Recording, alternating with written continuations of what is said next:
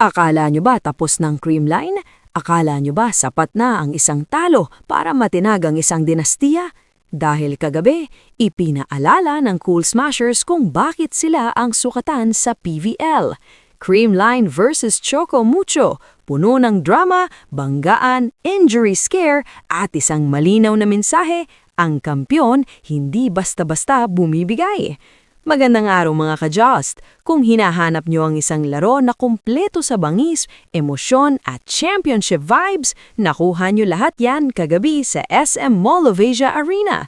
Sa harap ng 12,571 fans, muling nagharap ang sister teams na Creamline Cool Smashers at Choco Mucho Flying Titans sa PVL All-Filipino Conference. At tulad ng inaasahan, walang bitawan. Sa huli, Creamline ang nanaig matapos ang apat na sets, 27-25, 17-25, 25-21 at 25-15. Isang panalo na hindi lang basta rebound, isang statement win. Unang set pa lang ramdam mo na agad ang tensyon. Palitan ng malulutong na palo, solid blocks at depensang ayaw magpatalo. Parehong team ayaw bumigay hanggang umabot sa extended play. Pero sa crucial moments, doon lumabas ang poise at composure ng Creamline. Final score ng set 1, 27-25 Creamline. Sagot ng Choco Mucho, hindi nagpahuli ang Choco Mucho. Sa second set, mas agresibo sila, mas organisado at mas gutom sa puntos. Pinangunahan ito ng Ea Laure na talagang on fire at walang takot umatake. Hindi nakasabay ang Creamline sa momentum kaya 17-25 Choco Mucho. Tabla na ang laban at dito mo naisip, eto na, baka ito na ang gabi ng Flying Titans. Dito na lumabas ang kampyonato, pero sabi nga nila, ang tunay na laban ay nasa third set. Dito nag-reset ang Creamline, mas malinaw ang galaw, mas disiplinado ang depensa at mas pulido ang opensa. Bernadette Pons ang tahimik pero consistent na sandigan, habang sina Pangs Panaga, Gemma Galanza at Tots Carlos sabay-sabay na ang uminit.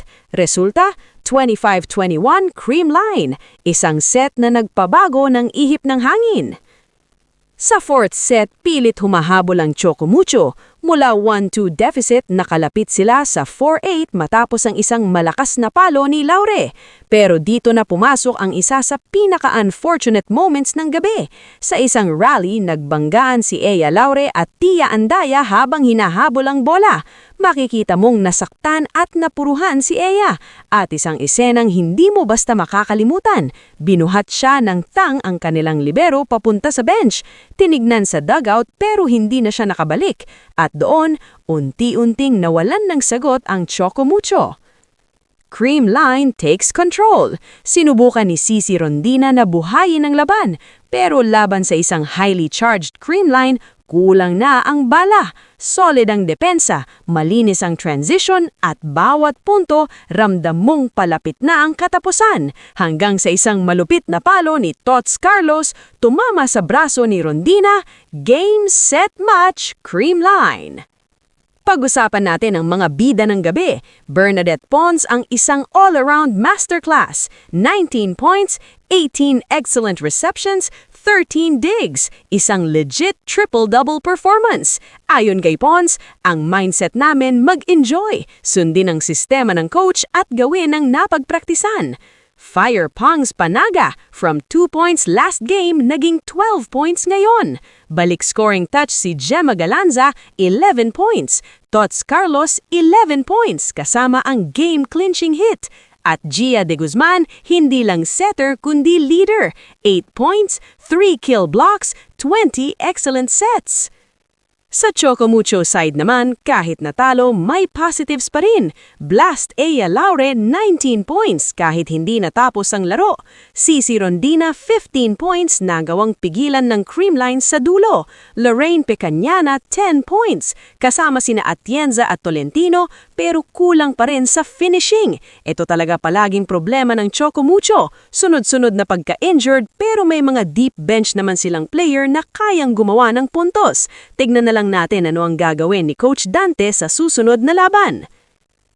With this win, Creamline is now 1 win, 1 loss, kasama ng Galleries Tower at Capital One. Para sa isang 10-time champion, hindi opsyon ang back-to-back losses. At muli pinatibay nila ang dominance nila kontra Chocomucho. Mula regular season hanggang championship series, Creamline pa rin ang may huling salita. Hindi lang ito panalo, isa itong paalala na sa liga na puno ng talento at gutom sa titulo, ang karanasan, disiplina at mental toughness, panalo pa rin. Creamline is far from done. At kung ito ang simula ng kanilang rebound, delikado na naman ang liga. Kung gusto niyo pa ng mas maraming PVL breakdowns, updates at kwentang volleyball, subscribe na, like at share. Ako lang ito at kita-kits sa susunod na laban. Bongga, you know. Hi guys! Bakit hindi nyo pa fina-follow si Buding? Sinasabi ko sa inyo. O, nagtatampo na yan. Hindi, walang tampo. Walang tampo. Yung nagsasalita ka na eh. Ayan. Guys, follow nyo si Buding. Kapag finalo nyo siya, may premyo kayo sa akin. Baka naman, Titan. Baka yun sana. Baka Titan. Vitamins! Meron ako dito. Encanto. Encanto daw. Thank you! Mabait si Buding, malilibre ng kape to eh. Ay, kape?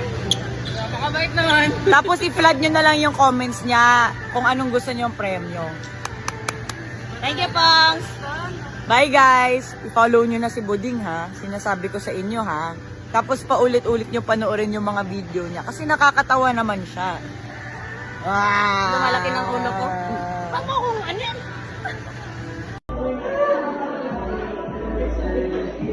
Ice bukari!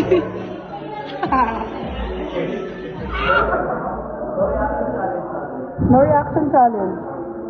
Coach, do it. Hindi na kaya emojis eh.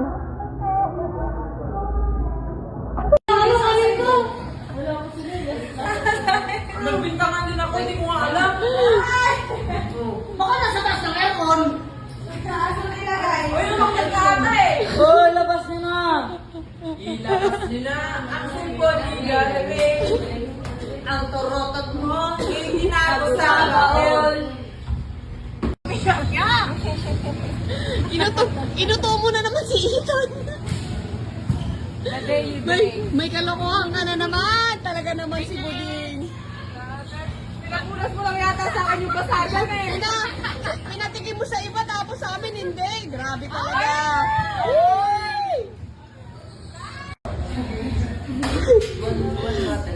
Ang mga Ilongga, namit. Namit.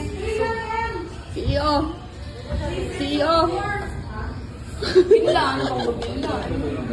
Makita yung abs. Pasilip naman. Ikaw na lang. Secret mo, malala. Ito na. Ay. Grabe yung muscle ba? Paano?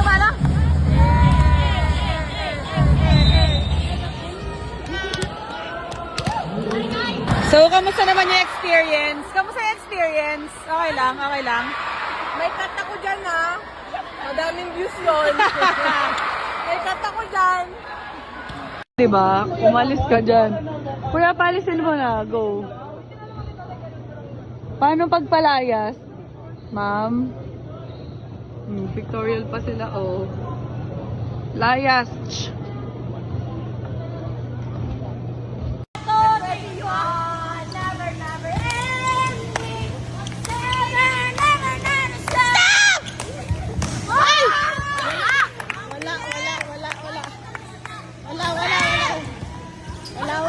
Wala.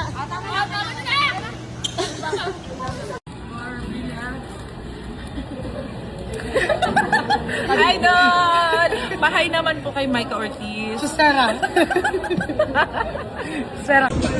Nanawagan po ako sa mga gustong mag-sponsor.